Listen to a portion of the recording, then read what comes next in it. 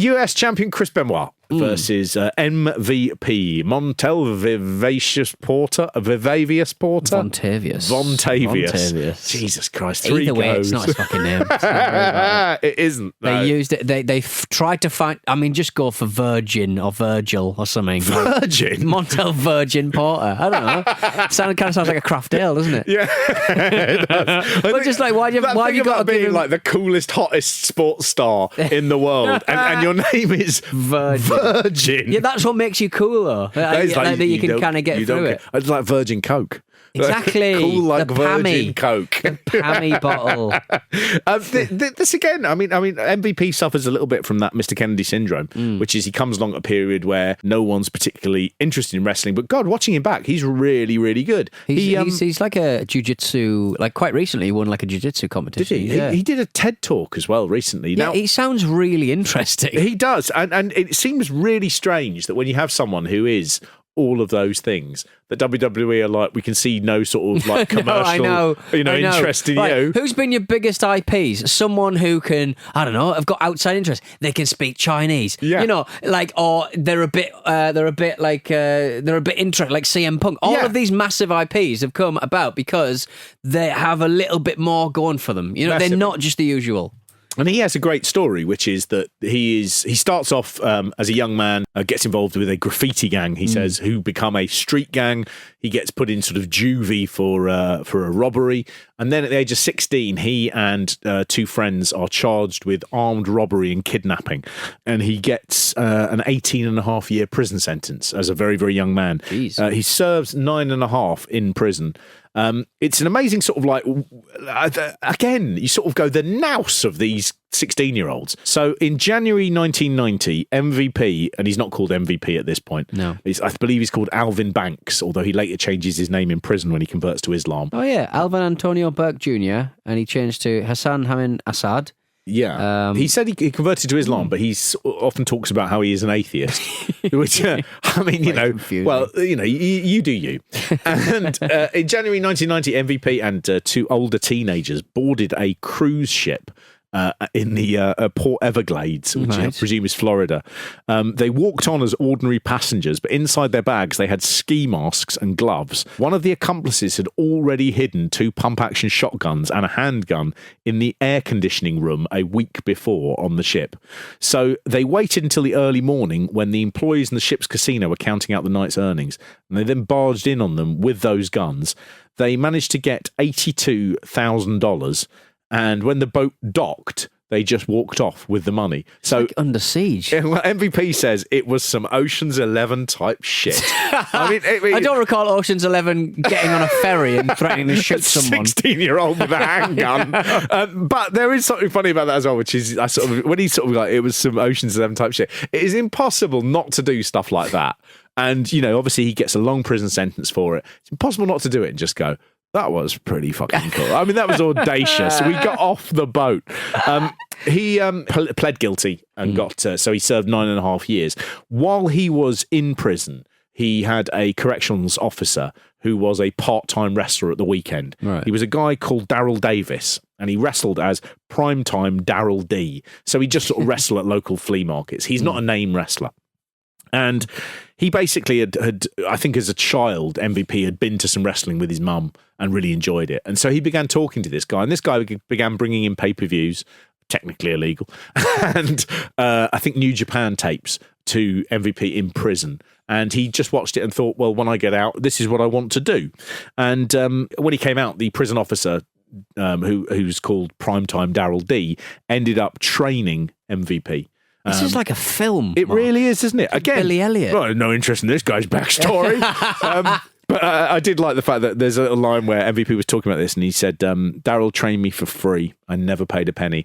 And I sort of thought, still sort of a bit of a grift, isn't it? Sort of like going, and you know what the other thing is? Didn't pay a thing for it, mate. Didn't pay a thing. It was all performed at gunpoint. Now, he did do a talk, which was called When Do I Stop Being a Criminal? So he feels like very much that armed robbery thing. I've seen him on some documentaries we just talked about it. And it is fascinating. It is fascinating. The other thing that he carries around with him is tattoos. And I have a vague memory of we went to a London WWE We did, yeah. event. So one of the things that we did was we met MVP. Yes. The individual I will face tonight, I'm told, has a very brave heart. And I've heard he can actually shoot lightning bolts from his arse. Wow. Ladies and gentlemen, from Edinburgh, Scotland, the Scottish champion, Mr. Hamlet Macbeth. Look at it.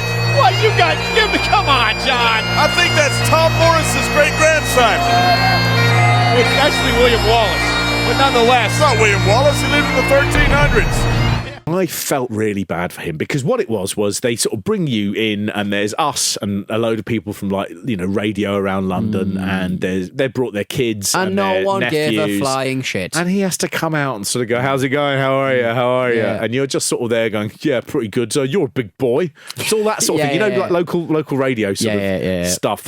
Nice togs. Where'd you get them? Big old bloke's house? Who's going to win tonight? Because obviously it's fuck off. We have to go out there and we have to do the stunts. We have to do the acting in front of a live audience. Is it all fixed though?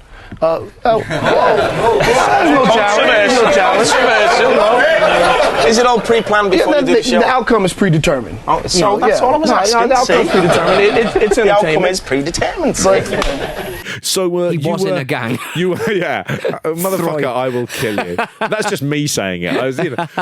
But he came out wearing a suit. And I think I'd already told you that he wore a one piece to sort of cover his gang himself. tattoos. It also made him very, very different. But yeah, he had gang tattoos. Right. So I looked into this and he's talked a number of times about all the tattoos he's got. So he's got a portrait of Malcolm X on his chest, the sarcophagus of King Tut on his upper bicep. Ooh. He's got the word Monte Cristo across the front. The best revenge is living well underneath that.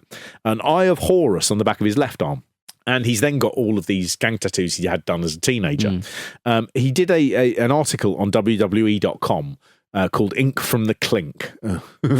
And it starts, even an egoist like Montel Vontavious Porter, who will capitalise on any opportunity to rave about himself or what he does, won't allow WWE.com to photograph every tattoo he's gotten.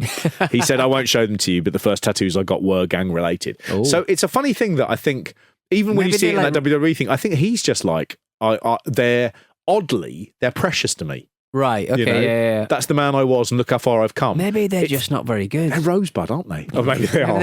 Maybe they are. They're just like, I'm in a gang. It's Tweety Pie with big tits.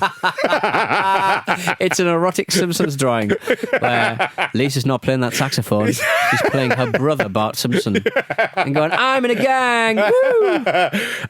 He does actually come out here and he does look like a huge star. They gave him this sort of very, very different entrance where he had a sort of like almost like a sort of entrance way solely for himself that would sort of spin out. And on this, he just looks like a big star. This match with Benoit is, I think, obviously, they would put in the slightly greener people with Benoit, and this was the role they were transitioning him to. He was going to be off to ECW within a couple of months of this WrestleMania. And they wanted to give the greener people the benefit of working with people like Benoit, who would be able to sort of really guide them and turn them into the superstars of the future. Yeah. I don't know whether you can have a particularly bad match with Chris Benoit, but Jesus Christ, I thought MVP was so good in this. This was a really different feeling match to anything else that went on, which is a nice thing when you get WrestleMania where all the matches are serious, but they feel slightly different. So this felt more like a Japanese match. And it was just two people who you could really see they were just trying to win. It was like a proper old-fashioned wrestling match. And I really, really enjoyed it. It really made me sort of go, maybe I'm sort of looking forward to seeing MVP again. Yeah. Which is something when he was around, I was always like, you never really said. God, it's MVP. Yeah, and his gang tattoos of Jessica Rabbit's foaming gash. He's also released a number of hip-hop songs. Nice. From 2011 onwards. Holler to the World, featuring Dwayne Sweezy. And there's also that music video has cameos from Carlito and Hernandez, who was a TNA star. Why have we not got that music up? Wow. Yep. I love the way I'm living, love the Gucci, love the girls, love the parties and the clubs, love the models and hot tubs, love the German engineering set on deep dish dubs. Wake up in my bed and I'm feeling kinda stuck from this Tempur-Pedic mattress. I don't wanna get up. That she'll get back to this palace that I live in. I'm sure she will. I dig the sex that she was given. he also released his second song 2 years later, entitled Tokyo. Oh. And in 2014, he released his third single titled Return of the Ronin. Okay, right. You can see between Holler to the World and then Tokyo and Return of the Ronin, someone's been listening to Abroad in Japan. And Benoit in this match he is just as intense at a level that no one else was. And with hindsight, you realise that wrestling has consumed his life. It's his mistress, says the commentary team at one point. Does he? There's also a really horrible bit, which is over time, everything that Benoit said, it seems to be weighted to be hinting darkly at the future. So on this opening credits, the one line they give him, he sort of goes, "I dedicated my life." And that's the line he gets to do. And whenever you hear Benoit talking in the build-up to this, it's just bad luck. He's always the past tense sort of thing. Well, he's always sort of talking about, the blood, I do this till I die. It's just every single one is just like, you look back and go, how did this happen every time? Every time he opened his mouth, we were making him say something which seemed to directly relate to what would ultimately happen.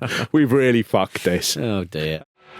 Here is your winner and still the United States champion, Chris Benoit.